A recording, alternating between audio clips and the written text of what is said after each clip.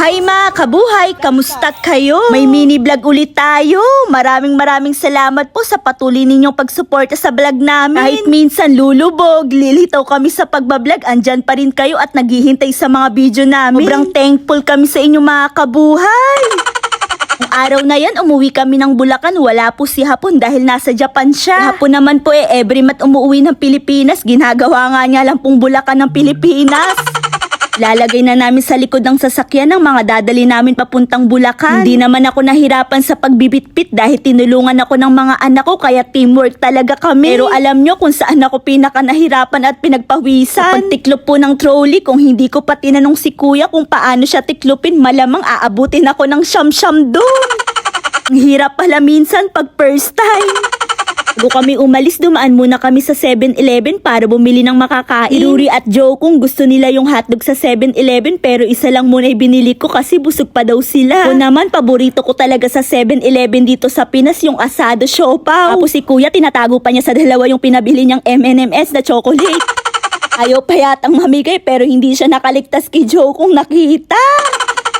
Ali mga 1 hour and 20 minutes din ang biyahe namin papuntang Bulacan. Medyo kabado 20 nga ako mag-drive kasi ilang buwan din kaming hindi nakauwi doon. Kaya medyo naninibago ulit ako sa daan at sa biyahe. Dito na kami sa Bulacan. Grabe, na-miss ko talaga yung bahay namin dito. Nag-comment nga kung binebenta na daw ba namin tong bahay namin. Kahit po umuwi kami ng Japan, wala po kaming balak ibenta ito. Balak pa nga po namin ipamana ito sa mga anak namin balang araw. Kahit maluma na itong bahay namin, malaking halaga pa rin para sa amin ito. At saka alam nyo naman, habang tumatagal, tumataas talaga ang value ng lupa. Ichika ko nga lang sa inyo na bili namin tong lupa 3,500 per square meter, tapos ngayon dito sa lugar namin nasa around 12,000 per square meter na. O diba, ang laki na rin ang tinaas ng value ng lupahan namin. Kaya talagang maganda ding investment din ang lupa habang tumatagal. Pagdating namin sa bahay, nanguha agad ng mangga sila kuya. Sobrang blessed talaga namin sa kapitbahay namin tuwing summer. Ay, may libre kaming mangga. Manila, bibili ka lang ng ilang piraso, parang nasa 150 pesos na agad. Ito naman, kukuha lang ako ng upuan at aakyat ng konti, may mangga na kami. Tapos biglang dumating si tatay galing trabaho. Natapos niya kasing magtrabaho, dumadaan muna siya dito sa bahay. Gulat siya kasi hindi ko sinabi na uuwi kami, gusto ko kasi surprise.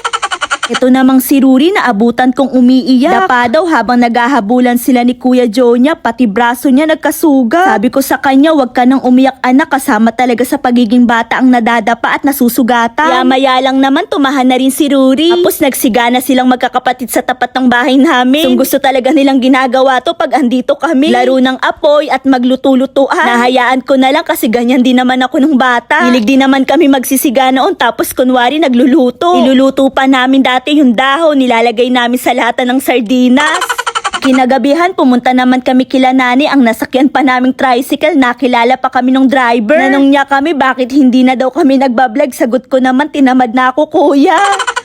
Saya-saya ng mga anak ko, ngayon na lang ulit sila nakasakay ng tricycle. Kita nyo naman sa mukha nila, sobrang happy nila habang bumabiyahe kami. Dating namin kila nanay, sumalubong agad sa amin si Rinrin. Grabe, ang laki niya na, ang galing mag-alaga ng bunso kong kapatid. May kapatid na nga rin po si Rinrin ngayon. Nag-aabang nga ulit kami ng masasakyan, niyaya ko kasi sila nanay kumain sa labas. Di na rin kasi kami ng Japan, kaya matatagalan ulit bago ko makita sila nanay at tatay. Habang papunta kami sa restaurant, may nasalubong kaming prosesyon, ang daming sumasayaw at may Flores de Mayo pa. Ganda lang tingnan at ang saya sa paligid. So kami kumain sa Bustos Baliwag habang naghihintay kami ng food. Bigay ko na kay nanay yung gift ko sa kanya nung birthday niya. Happy naman si nanay, maluwa-luwa pa nga siya. Kaya maya dumating na rin yung mga in-order namin. May carbonara, lasagna, chicken wings, pizza. Umorder din ako ng kare-kare. So syempre bago kumain, picture muna.